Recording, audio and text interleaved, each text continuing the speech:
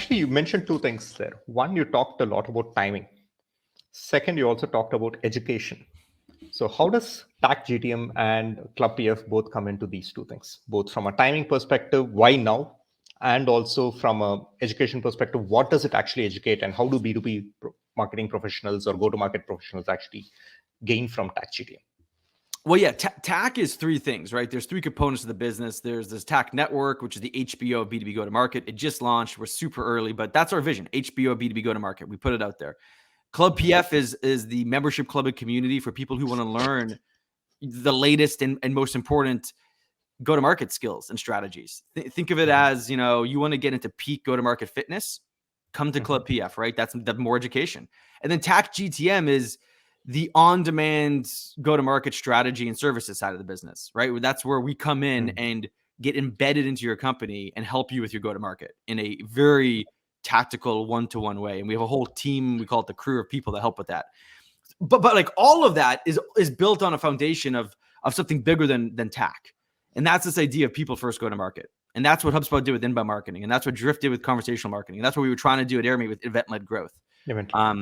Which, by the way, I'm so excited to see so many companies talking about event-led growth right now. It's like, yes, it's beautiful. It's exactly what I would have hoped to have happened. But anyway, like it's you need something bigger than that. And that's where people conflate these like terms of category creation and whatever. Like there's software categories. And then there's categories that create movements. It's two different things. And they can intersect. They can definitely intersect, right? But it's in your best interest to focus more on the category that creates a movement, and that maybe that blends into eventually a new software category, or attaches itself to one or two that are already in existence.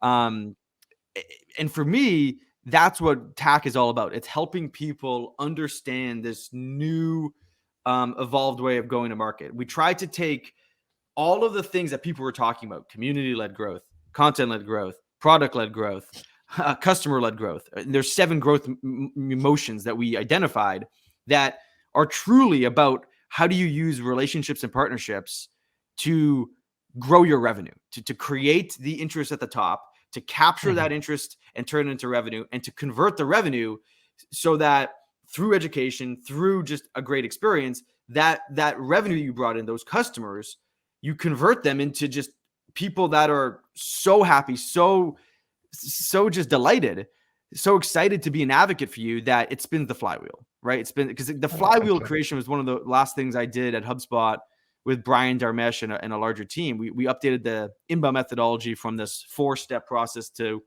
this 3-step flywheel: attract, engage, delight. And it's spot on. I just feel like now people needed something bigger than just attract, engage, delight. You needed a way to think about how do you build trust in the market? That's through content, events, and products, free products, paid products. How do you activate those things you build? It's not about, like, again, like we talked about organic search, like that's just a transactional channel. It's about, no, how do you actually create engaging conversations in the right places, both online and in person?